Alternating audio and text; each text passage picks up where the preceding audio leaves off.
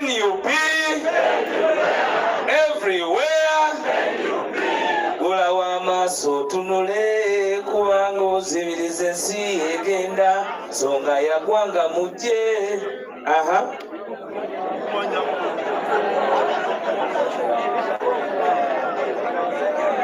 People power, our power, NUP everywhere. Sebo chairman mutu wa watu eranga gwe Ssentebe Wakunga Uganda Head of Mobilization, Chairman Nyanzi Frederick Sentamu, Akumyuka Ajat Farida n'abatanzi, Mukulembeze wa NEC Dr. Joel, Chairperson wa district, Chairperson wa district, muganda wange muto wange Sejemba wensinga okwenyumiriza mbakulembeze ba districts mu Uganda yonna.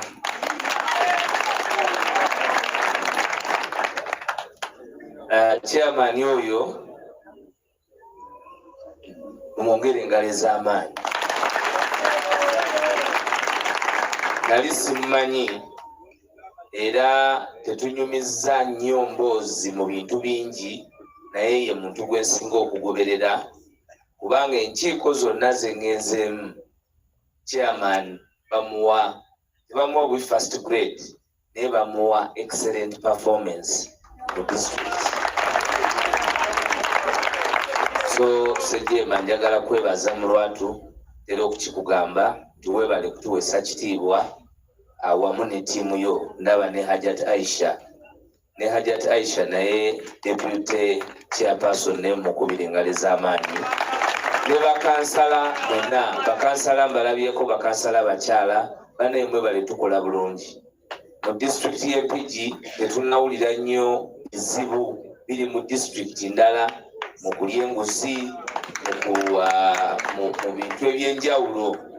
ate ng'obukulembeze bw'Empigi bwe bukulembeze obuto obusinga mu Uganda. Naye kiraze nti emyaka si kyekikulu kubanga ate betwesiga nga baliko mu myaka egya waggulu bo batendewalirwa nga kati mumanyi gye bali. So twagala okwebaza chairman. Njagala okurecognizinga abaka ba parliament, mama wange Teddy Namboze, sanyuse nnyo okulaba omubaka w'abakyala wano. Njagala okwaliriza wadde kifo eyanyaniriza muganda wange mukulu wange Dr. Hildeman Kiyaga. Sebo webale kubeerayo mawokota era n'okola obuvunaanyizibwa obwo bwe tumanyi era nti osobola okukola. Eriyo gw'otuma n'oba ng'olina okuddamu omukebereko, naye baayo gw'otuma ng'ate okumukuberako eba nsobi nga olina mukeberako nga bagambye nti alemeddwa. Kiyaga ye muntu gwe tulina okutuma nga tuli sure kubanga ideological orientation eya National Unity Platform agimanyi bulungi nnyo. Abakulembeze muganda wange Semugoma, Mayor Sempebwa, Honorable Betty Gomba, tulina ne Honorable Werakai naye yazze, ne Sara Temulanda naawe tusanyusa okulaba.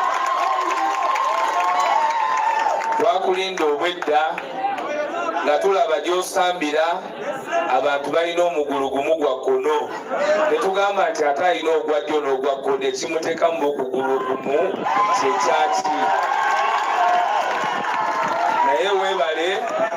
okulaba nti ttiimu eri gye wali osambira olw'abantu b'e Mawokota byali byapa. Muganda wange Kalyanga okulamusiza ne mwami Munyenya, bamuŋŋamba mwami Munyenya ne bannampigi mwenna, chairperson w'olukiiko lwa Kunga, abakulembeze bendeseeyo ne benerabidde mujja kunsonyiwa naye munzikirize mwenna mbagambe nti people power, our power, NUP. Olwaleero bana abasoga babatumira, abasoga muliyo eno wala eneri abasoga eno muliyo muwanike mbone kyabazinga mukobere mutadaga sebo kiyago tegede nti nene abasoga gye bali Honorable Nambozo kitegede nti abasoga eno gye bali so mwebale nnyo mwebali ddala kubeerayo ekibiina mwena kyaimwe kubanga pulezidenti nani Ningobi so baba Ningobi mwana wa Mumbeda mwena mweyagale ngeziraba kubye ku mukono ekibiina kyaimwe abasoga nene nzagema muzindale Kampala eyo mukatakana kweli mwebale ino mwebalirira basabo ne banyabo obudde mbulaba kyamukisa mubi leero nali ndulwaitinze off nga ngenda kuluwa mpigi nga manyi nti tujja kunyumya paka obujjekedenge tusobole okuba nti tutuuka ku nsonga zino gyonna gyetulina okuzituuka naye olw'ebiriwo ate obuvunaanyizibwa ffe tuli basirikale tukyuka na budde bwe bugamba nti ate ku ssaawa 7 olina kukola bwoti okola ki adjust immediately naye nalabye nga obutatuukako wano kijja kuba kikyamu kuba nali nalagaanya bwe bufu buno naye nga nandibadde ntendewaliddwa olw'obuvunaanyizibwa ate obuliwo mu nsonga ezigenda mu maaso obulimba butambula nnyo ekibiina kya NUP kyekibiina ekisinga okusiigibwa enziro ekintu newe kiba nga kya lwatu newe kiba nga nayonka akola ki naye ekibiina kya NUP buli kintu mu byafaayo bya Uganda teriyo kibiina kiri critically analyzed nga NUP naye ate ekyo tekibatiisa kiva ku the meritocracy of your generational vision bearer His Excellency Robert Kyagulanyi Ssentamu nti bamanyi aba 100% correct kati kitegeeza buli ddakiika balina okunoonyayo akasobyo naye paka kati myaka 4-5 tukyabakulembedde tebalina we batusanga muvuunya okugjako ensonga y'okugjako nakyemalira gye tukulembeza buli lunaku abantu b'empigi wano mpuliriza nnyo ebyogeddwa era nenfunamu okutya saagala mubeere oba tetwagala mubeere ng'obufu bwammwe mu butadde kalulu mumpulirize bulungi tetwagala obufu bwammwe bubeere ku ki kubanga akalulu twakawangula dda akalulu twakawangula ki nakati mulabe ekiri wano tutandise n'okunoonya oba tulete substitute oba tusigazeeyo omusambi abadde asamba kitegeeza formidability y'akalulu eyo yakola ki yagwa dda tujja kulaba bulabi basambi bagenda mu line up naye akalulu twakola ki kati mu kuteekateeka ekyakalulu okuba nti twakawangula tukoze tutya nga bannampigi bannamawokota ng'akalulu maze okalonda obutundutundu 99 ne bwe mugambye okulaba nti kalangirirwa paka e Kampala awo ewali ekinyusi awo ewali ekiki